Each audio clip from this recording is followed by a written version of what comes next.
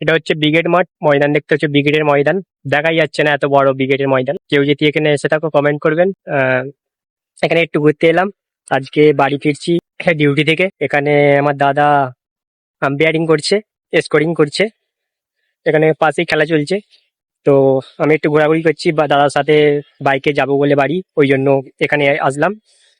এসে মানে এই টাইমে ব্রিগেড এর আগে এসেছি, এই টাইমে মানে কোনোদিন আসিনি। দেখছি যে চারিদিকে খেলা আর খেলা, চারিদিকে খেলাই হচ্ছে, এখানে একটা ওখানে একটা এখানে একটা, সব টুর্নামেন্ট চলছে, কিছু প্র্যাকটিসও চলছে। হ্যাঁ, এখনকার পরিবেশটা বেশ খুব সুন্দর, খুব সুন্দর লাগছে দেখতে। দেখুন চারিদিকে খেলা আর খেলা, চারিদিকে খেলা হচ্ছে, ক্রিকেট, অল ওয়ান ক্রিকেট খেলা।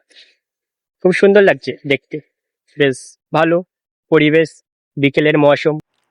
আর সেই মাঠ, এখানেই খেলা চলছে ব্রিগেড মাঠে। এখানে দাদা বসে চেয়ারে। দাদার খেলা কমপ্লিট, এবার আমরা বেরোবো।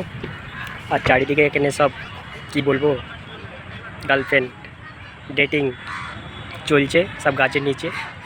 হ্যাঁ, সবই হচ্ছে আর কি, খেলাধুলা, ডেটিং, লাভ, ইন্টু ট্রু লাভ সবই চলছে মাঠে। বেশ আইসক্রিম, চা সবই আছে। কেউ যদি গার্লফ্রেন্ডকে নিয়ে ঘুরতে আসতে চাও ব্রিগেড মাঠে, খুব সুন্দর হবে মানে বিকালে। কারণ দেখছি তো এখানে এসে এই প্রথম মানে বিকালে আসলাম যে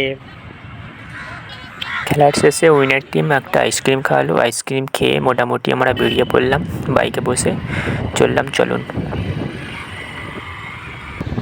আর এই সেই কলকাতার ঐতিহ্য রোড, রেড রোড বলে চেনে সবাই এই রোডটাকে, খুবই সুন্দর। সেকেন্ড ব্রিজের দিকে চলে আসলাম আমরা, আর খুবই সুন্দর লাগছে। হেলমেটটা খুলে ফেলেছি, ফিলিংসটা হেভি সুন্দর। প্লিজ লাইক, কমেন্ট, শেয়ার, সাবস্ক্রাইবটা করে যাবেন।